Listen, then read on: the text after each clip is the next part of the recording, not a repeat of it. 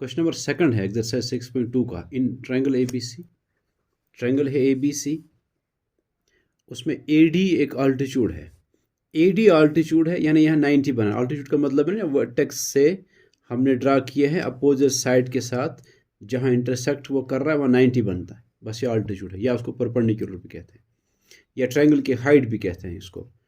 लेकिन एक बात और है, ये कहता है जहाँ उसने इंटरसेक्ट किया ना D पर, कहता है D मिड पॉइंट भी है BD का। जब D मिड पॉइंट भी है तो उस वक्त हम इस AD को फिर एक तो अल्टीट्यूड कहेंगे, दूसरा इसको मीडियन भी कहेंगे, क्योंकि मीडियन की डेफिनेशन भी यही है ना कि मीडियन भी एक वर्टेक्स से ड्रा करें अपोजिट साइड के मिड पॉइंट को, अगर वो टच करेगा तो वो ट्रायंगल का मीडियन बनता है।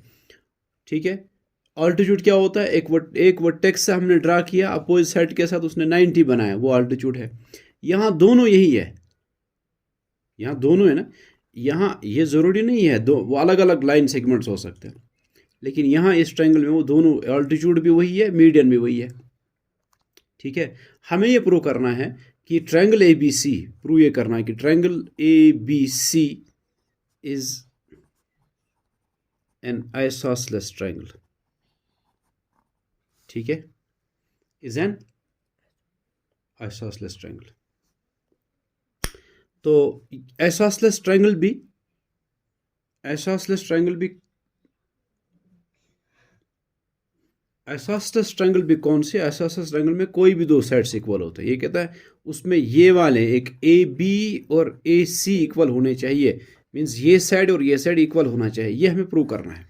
वो आइसोसेलेस ट्रायंगल है, आइसोसेलेस ट्रायंगल में दो साइड्स इक्वल होते हैं, फिर ये खुद ही कह रहा है कि आप इन दो साइड्स को दिखाना, वो दो साइड्स इक्वल है, ये हमें प्रूव करना है। कैसे इसको प्रूव करें कि हम इन दो ट्रायंगल्स को AD के ड्रा करने से वहाँ दो ट्रायंगल्स बन गई है, एक ये ट्रायंगल ABD, एक ट्रायंगल ADC।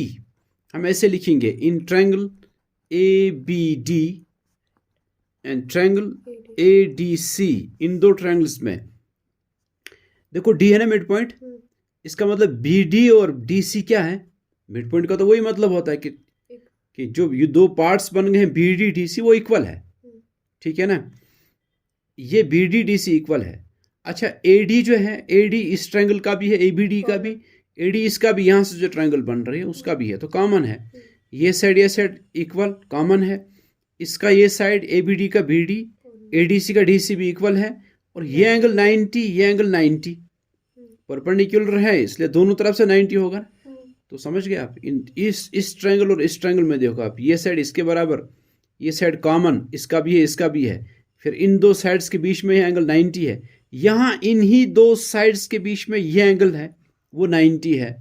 गोया दो साइड्स और उनके बीच में जो एंगल यहाँ बन रहा है, और यहाँ इन दो के साइड में, इन दो के बीच में जो एंगल बन रहा है वो ये है, वो भी इक्वल है। तो किस रूल से ये कॉन्ग्रुएंट होगी?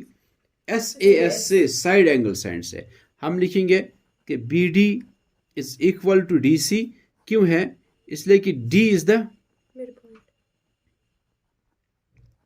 Mid point of BC। ये रीजन है क्यों ये दो बराबर है। फिर AD is equal to AD, क्यों? कॉमन है।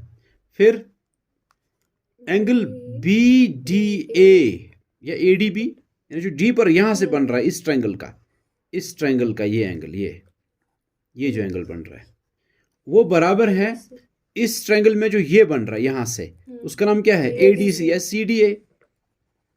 ये दोनों बराबर है। क्यों बराबर है? इसका क्या रीजन है? क्योंकि ये दोनों 90 है, को लिखते हैं ईस्ट 90।